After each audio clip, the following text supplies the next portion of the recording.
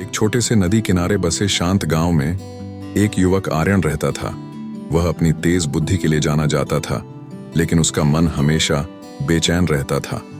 वह लगातार सोचता रहता, पुरानी गलतियों का विश्लेषण करता, भविष्य की चिंताओं में उलझा रहता और अपने दिमाग को विचारों से भर लेता। उसकी बुद्धिमत्ता के बावजूद आर्यन थका हुआ और दिशाहीन महसूस करता था। एक दिन उसने एक प्रसिद्ध संत मास्टर रोहन के बारे में सुना, जो पहाड़ों के बीच एक एकांत मठ में रहते थे। लोगों का कहना था कि मास्टर के पास हर समस्या का हल था और वह किसी को भी स्पष्टता और शांति प्राप्त करने में मदद कर सकते थे। अपनी मानसिक उलझनों से राहत पाने के लिए आर्यन ने मास्टर की शरण में जाने का फैसला किया। एक कठिन और लंबी यात्रा के बाद आर्यन आखिरकार मठ पहुंचा। उसने मास्टर रोहन को एक विशाल बरगद के पेड़ के नीचे शांतिपूर्वक चाय पीते हुए देखा।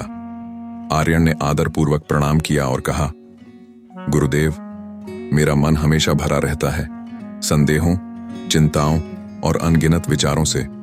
मैं शांति चाहता हूं। क्या आप मुझे सिखा सकते हैं कि मैं अपने मन को खाली कैसे करूं? मास्टर रोहन मुस्कुराए और सिर हिलाकर सहमति जताई।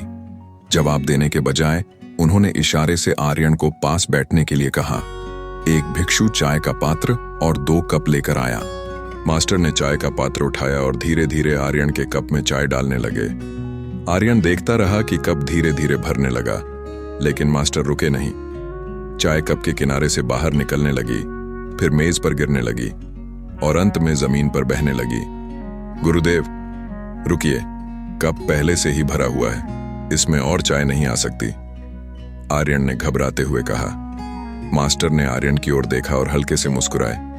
बिल्कुल सही, मास्टर ने कहा, तुम्हारा मन भी इसी कप की तरह है, इतना भरा हुआ कि उसमें नया ज्ञान प्रवेश ही नहीं कर सकता। तुम स्पष्टता चाहते हो, लेकिन तुमने अपने मन को खाली करने के लिए जगह ही नहीं छोड़ी। आर्यन यह सुनकर शांत हो गया। उसे एहसास हुआ कि मास्टर ने बिना एक शब्द कहे उसे गहरी सीख दे दी थी।